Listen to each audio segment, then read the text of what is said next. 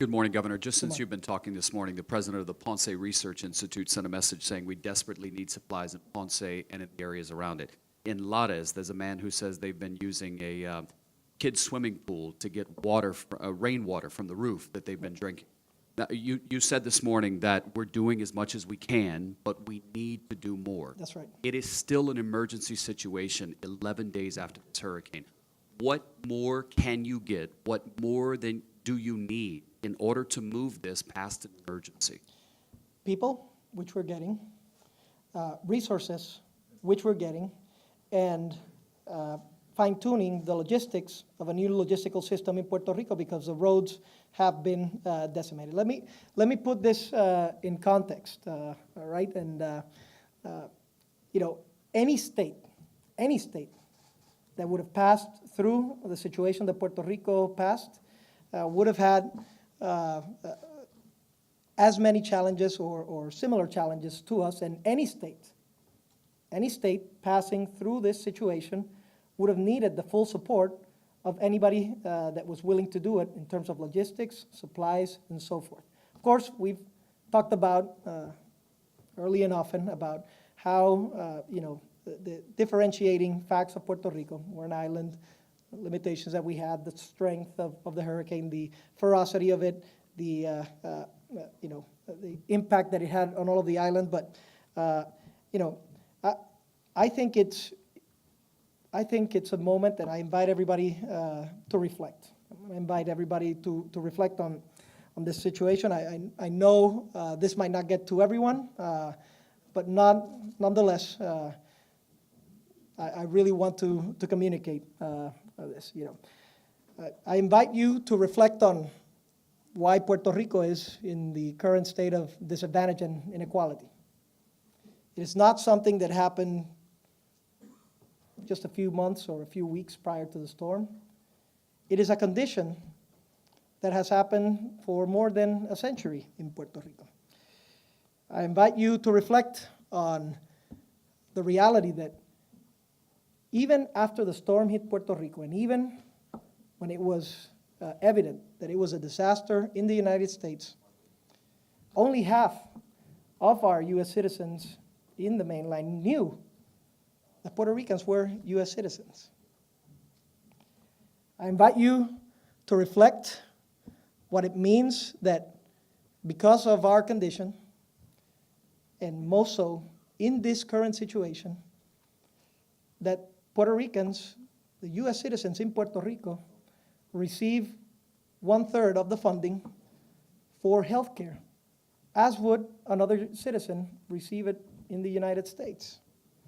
I invite you to reflect and ponder on the reality that, in essence, half of our population, a population in the United States, lives under the poverty level.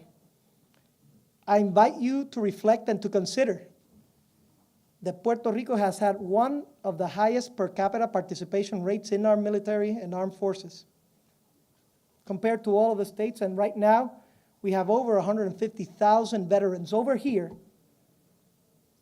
that don't get equal treatment just because they live here in the island. During this catastrophe,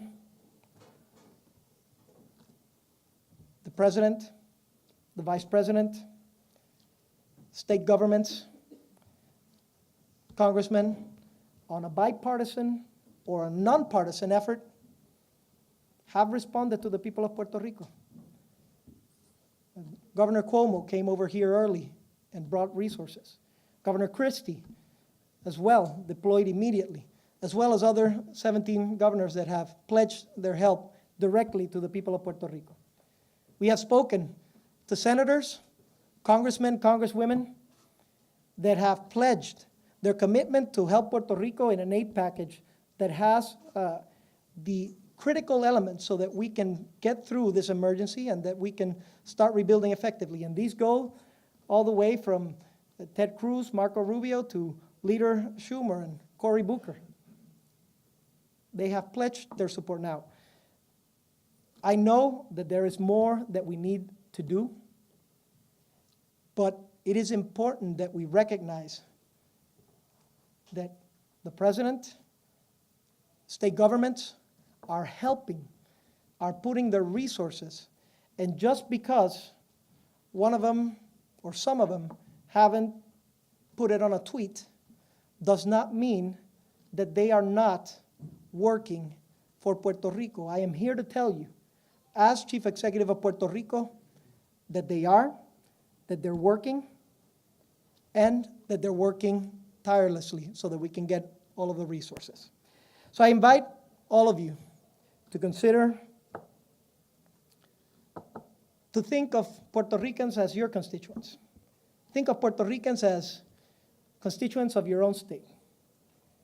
Think about it as a moral imperative, because we are U.S. citizens, but more importantly, because we're all equal as human beings. And if we don't consider that, because of the inequality that exists, because of the grave challenges that we have to embark on, then that presumption of thinking of Puerto Ricans as your constituents might come true because of the massive exodus that it will provoke.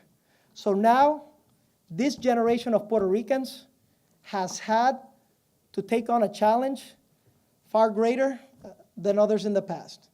We had a fiscal situation, a decaying economic, slumping economy for decades in Puerto Rico. We have a fiscal oversight board. We have zero access to the markets. And on top of that, we have two major disasters coming to Puerto Rico back to back. I know that this is a huge challenge. I know that this is a huge challenge.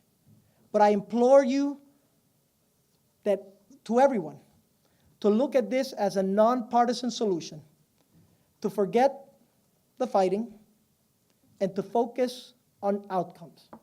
And by doing so, we will get out of this emergency.